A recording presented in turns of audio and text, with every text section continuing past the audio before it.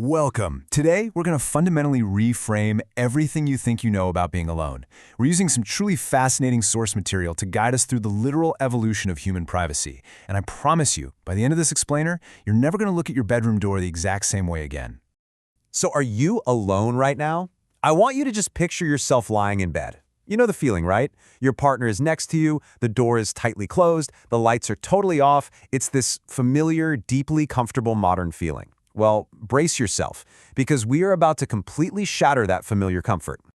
Okay, let's dive into this, because for 99% of human history, that exact moment of being alone behind a closed door, it simply did not exist.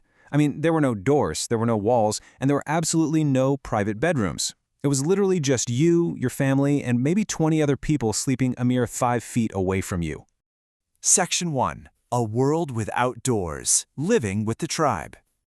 Now, what's really interesting about this is how people actually managed for so long. For roughly 300,000 years, humans lived in tight-knit groups of, maybe 15 to 50 people. You weren't just related to everyone around you, you were physically right next to them, constantly.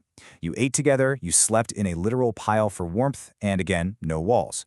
So how did ancient couples actually find intimacy? Well, they created what anthropologists call invisible boundaries, using 3 distinct steps. Step 1 was timing. Most intimate moments simply waited until it was pitch black and people were asleep, or, at least pretending to.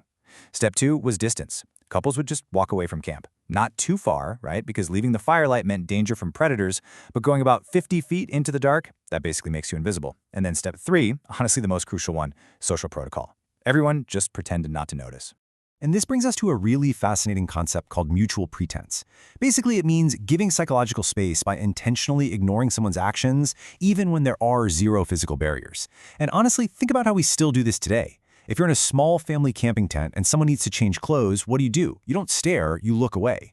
Or think about using a public restroom. You can hear other people, they can clearly hear you, but everyone follows this unspoken rule to just pretend they can't. Well, ancient humans developed these exact same social rules around privacy. They gave each other the illusion of privacy through intentional ignorance. Section 2. When solitude meant death, the Mbuti perspective.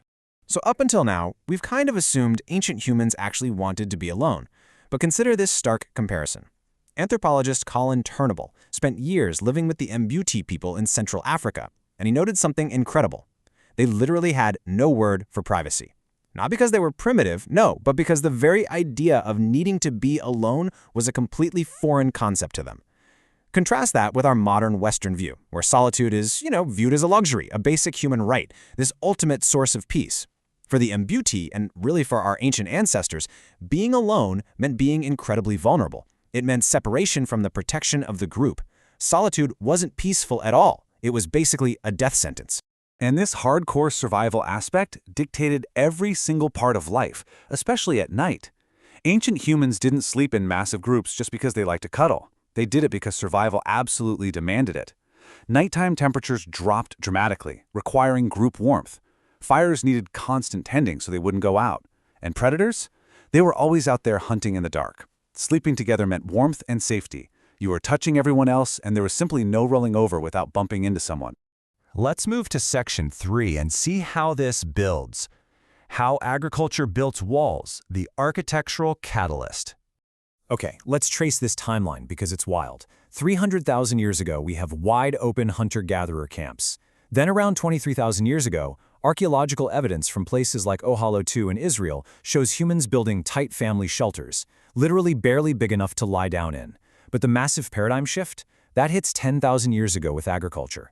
Because farming meant staying in one place. Staying in one place meant building permanent structures. And permanent structures finally meant walls. For the first time in human history, you could close a door. You could actually have a room other people couldn't see into. Yet even then, physical privacy remained a total luxury reserved only for the wealthy. Entire families still slept in one single room. Shockingly, the idea of children having their own separate bedrooms didn't even become a common thing until the 1900s. Section 4. The modern loneliness paradox. The cost of doors. So the crucial point is we really have to look at the psychological fallout of all this modern architecture. The very desire to be separated from others, it isn't actually an inherent human trait. According to psychologist Erich Fromm, the need for privacy is actually a symptom of individualism. It's a byproduct of a societal structure where your identity is completely separated from the group. Once we built walls and started living apart, we started thinking apart, and that resulted in this intense, historically unprecedented demand for personal privacy. And this brilliantly illustrates a massive psychological divide. As Erich Fromm notes, the need for privacy is a symptom of individualism. For ancient humans, the group was everything. I mean, your survival depended on other people. Your entire identity was built around your specific role in the tribe. Being alone felt profoundly wrong. It was absolutely terrifying. But today, we've structured our entire modern society around achieving that exact physical separation. And what is the result? We're facing a massive isolation epidemic. We have all the privacy we could ever want, and a lot of us are miserable because of it. It leads us to this ultimate, kind of heartbreaking paradox. For 290,000 years, humans were never alone. Then we invented walls, and we've been lonely ever since. We traded all of those beautiful, complex social agreements for physical doors. We completely isolated ourselves. We gained the physical privacy we thought we so desperately wanted, but we lost our tribe in the process. Which leaves us with this final haunting question. We finally built the walls we wanted, but what did they cost us? As you go about your day-to-day, or the very next time you close your bedroom door to seek out some solitude, I want you to really think about that cost. Think about your own relationship with being alone, and try to remember the invisible social boundaries that kept our ancestors safely together for hundreds of thousands of years. Thank you for joining me for this explainer, and never stop questioning the fascinating world around you.